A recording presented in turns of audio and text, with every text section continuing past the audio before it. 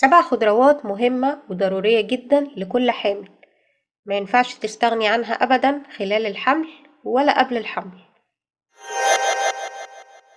هو ده موضوع حلقتنا النهاردة. نوعية الأكل اللي بتتناوله الحامل ليها دور مهم جدا في نمو الجنين بشكل سليم، وتعتبر الخضروات جزء مهم جدا من النظام الغذائي للسيدة الحامل عشان صحتها وصحة الجنين، وعشان الحمل يكمل بسلام بإذن الله بدون مشاكل للحامل أو للجنين. عشان كده حلقتنا النهاردة هنتكلم فيها عن 7 أنواع من الخضروات المفيدة جدا والضرورية لصحة السيدات خلال فترة الحمل، وبتساعدها كمان في تحسين صحتها خلال الحمل وتغذية الجنين بشكل سليم. وكمان الأطباء دايما بيأكدوا على أهمية الخضروات دي للحامل. أول حاجة هي البنجر، بيعتبر كنز حقيقي لكل الفيتامينات اللي بتحتاجها السيدات خلال الحمل، وعشان كده هو مهم جدا جدا ومفروض الحامل ما تستغناش عنه أبدا خلال الحمل، لأنه غني بالحديد والكالسيوم وفيتامين أ وفيتامين د. بيساعد كمان في تخليص الجسم من السموم، وده طبعا بيحسن من أداء الجهاز الهضمي. ومهم كمان للجنين لأنه بيحمي الجنين من التشوهات، وده لأنه غني بحمض الفوليك.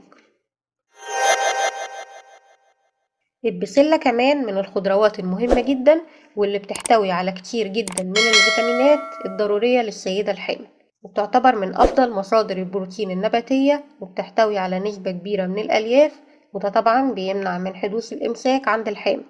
وكمان غنية بفيتامين ك واللي بيحافظ على صحة العظام وتقويتها، وبتحتوي كمان على الفوليك، وده مهم جدا لحماية الجنين من التشوهات ولتقوية الجهاز العصبي عند الجنين. الجزر هو كمان من الخضروات اللي بتساعد في تقوية أعصاب الجنين والحامل، وبيمد جسم السيدة الحامل بالطاقة والحيوية والنشاط.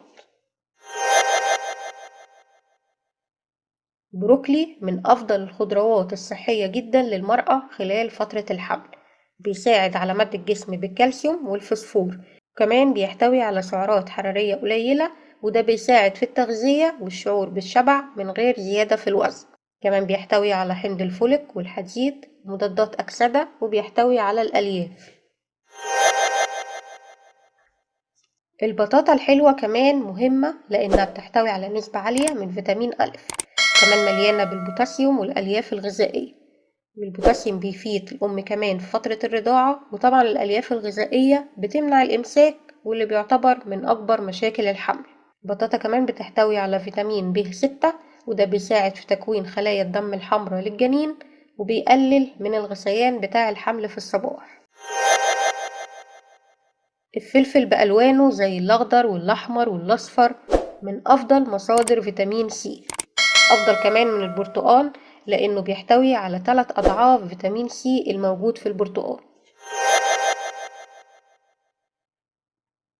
الطماطم بتحتوي على نسبة عالية من فيتامين سي ومضادات أكسدة، وده بيحمي الخلايا من التلف أثناء الحمل. بكده تكون خلصت حلقتنا النهاردة.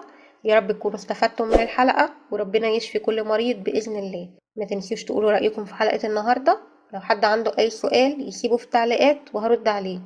نتقابل في حلقة جديدة، والسلام عليكم.